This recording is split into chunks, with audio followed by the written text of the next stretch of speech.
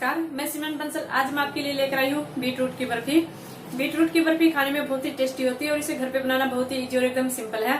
ये तो हम सभी जानते हैं कि बीटरूट हमारे स्वास्थ्य के लिए कितनी लाभदायक होती है। बीटरूट हीमोग्लोबिन की मात्रा को बढ़ाता है। बीटरूट को हम जूस के रूप में, सैलेड के रूप में या हलवा या जैसे बर्फी किसी रूप में खाएं, ये हेल्दी होती है।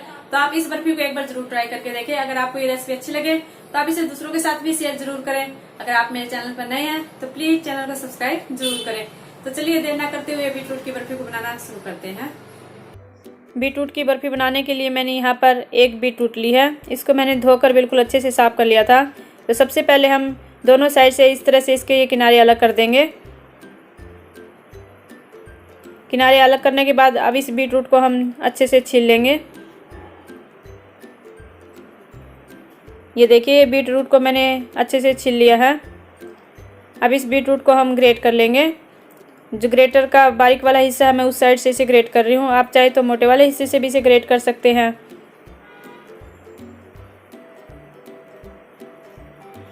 और ये देखिए, बीटरूट को मैंने ग्रेट कर लिया है। जिस तरह से हम गाजर का हलवा बनाने के लिए गाजर को ग्रेट करते हैं, बिल्कुल उसी तरह से हमें ये बीटरूट ग्रेट करनी है। ये देखिए, इस तरह से। इधर मैंने गैस पर एक कढ़ाई रख दी है। इसमें हम 2 चम्मच देसी घी डाल देंगे। घी डालने के बाद अब इसमें मैं डाल रही हूँ ग्रेट की हुई ये बीटरूट। अब इस घी में हमें बीटरूट को लगभग 7 से 8 मिनट तक पकाना है। गैस की फ्लेम हम मीडियम रखेंगे। इस तरह से पकाने से इसका जो भी कच्चा फ्लेवर है वो निकल जाएगा। बीटरूट में एक तीखी सी कच्ची स्मेल होती है जो कि बिल्कुल भी अच्छी नहीं लगती। इस तरह से पकाने से वो कच्ची स्मेल ख़त्म हो जाएगी और हमारी बीटरूट थोड़ी सी सॉफ्ट भी हो जाएगी। और ये देखिए, लगभग 7-8 मिनट पकाने के बाद ये हमारी बीटरूट बिल्कुल सॉफ्ट हो चुकी है और इसका जो भी कच्चा फ्लेवर था वो निकल चुका है। अब इसमें मैं डाल रही हूँ चीनी मैंने यहाँ पर 3 टेबल स्पून ली है। आप अपने टेस्ट के अकॉर्डिंग यहाँ पर थोड़ी सी कम ज़्यादा कर सकते हैं। वैसे बीटरूट में भी मीठा थोड़ा सा रहता है। चीनी को हम बिल्कुल अच्छे से मिक्स कर लेंगे। चीनी बीटरूट के साथ जाकर अपना पानी बनाती है। इसी पानी के अंदर ही हमारी ये बीटरूट पककर तैयार हो जाएगी। इसमें एक्स्ट्रा हमें मिल्क डालने की ज़रूरत नहीं है। और ये देखिए, चीनी हमारी अच्छे से घुल चुकी है और इस चीनी में हमारी ये बीटरूट भी काफ़ी पक चुकी है। आप देख सकते हैं इसका कलर भी थोड़ा सा डार्क हो चुका है।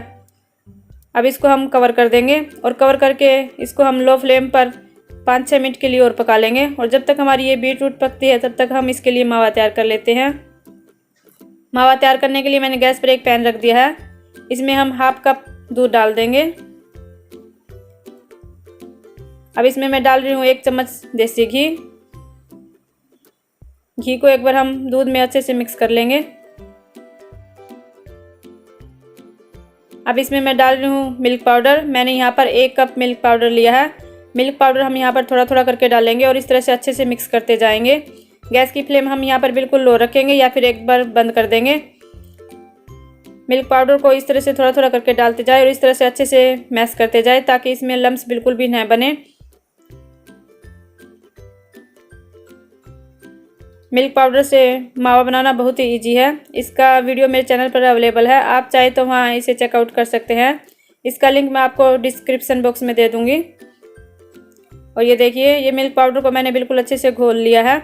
अब इसमें लम्स बिल्कुल भी नहीं है। अब गैस की फ्लेम हम यहाँ पर थोड़ी सी तेज़ कर देंगे और इसको हम 1-2 मिनट के लिए और पका लेंगे। मिल्क पाउडर से मावा बहुत ही जल्दी बनकर तैयार हो जाता है। बस ये लगभग 5 से 6 मिनट में बनकर ही तैयार हो जाता है। इसे हमें ज़्यादा गाढ़ा नहीं करना क्योंकि हमें बर्फ़ी के मिक्सर में इसे मिलाना है। ये देखिए, ये हमारा मावा बनकर बिल्कुल तैयार हो चुका है। इससे ज़्यादा गाढ़ा हमें नहीं करना।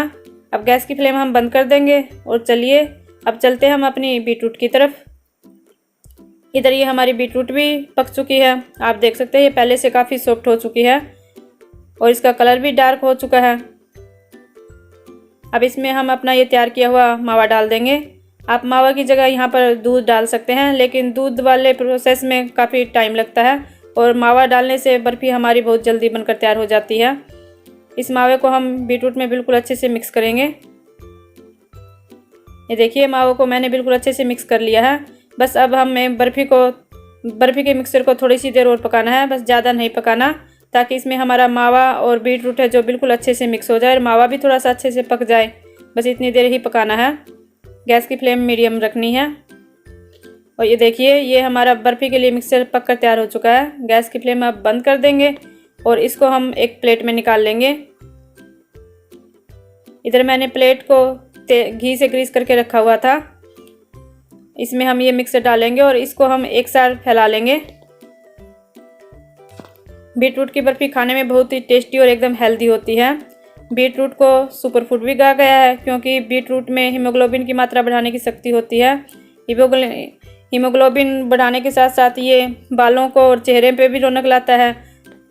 बीटरूट हर तरह से हमारे शरीर के लिए हेल्दी होती है। बीटरूट को हम चाहे कैसे भी खाएं, ये हेल्दी होती है। अब इस पे मैंने थोड़े से यहाँ पर ड्राई फ्रूट्स डाले हैं। इनको हम इस तरह से थोड़ा सा प्रेस कर देंगे। अब इस बीटरूट की बर्फ़ी को हम जमने के लिए आधा घंटे के लिए किसी ठंडी जगह पर रख देंगे और आधा घंटे बाद देखिए, ये हमारी बर्फ़ी के लिए मिक्सर जमकर बिल्कुल तैयार हो चुका है। बिल्कुल अच्छे से ये सेट हो चुका है। अब एक चाकू की सहायता से इसको हम काट लेंगे। पीस आप अपने पसंद के अनुसार यहाँ पर थोड़े से छोटे या बड़े काट सकते हैं।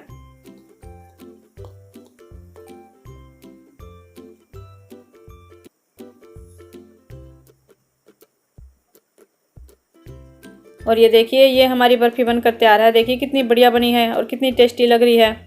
इसको हम प्लेट में रख लेंगे और सारी बर्फ़ी हम इसी तरह निकालते रहेंगे।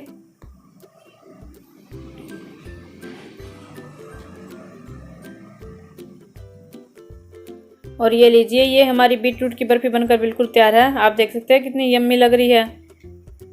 टेस्टी के साथ साथ ये बहुत ही हेल्दी होती है और इन्हें बनाना बहुत ही ईजी और एकदम सिंपल है और इन्हें बनाने में भी टाइम बहुत कम लगता है। तो आप इन्हें एक बार घर पर ज़रूर ट्राई करके देखें। तो दोस्तों, आपको मेरी ये बीटरूट की रेसिपी कैसी लगी कमेंट करके मुझे ज़रूर बताएं। अगर आपको ये रेसिपी मेरी अच्छी लगी हो तो आप इसे दूसरों के साथ भी शेयर ज़रूर करें और साथ में मेरी वीडियो को लाइक और मेरे चैनल को सब्सक्राइब करना ना भूलें। फिर मिलती हूँ एक नई रेसिपी के साथ। आज की रेसिपी देखने के लिए आपका बहुत बहुत धन्यवाद।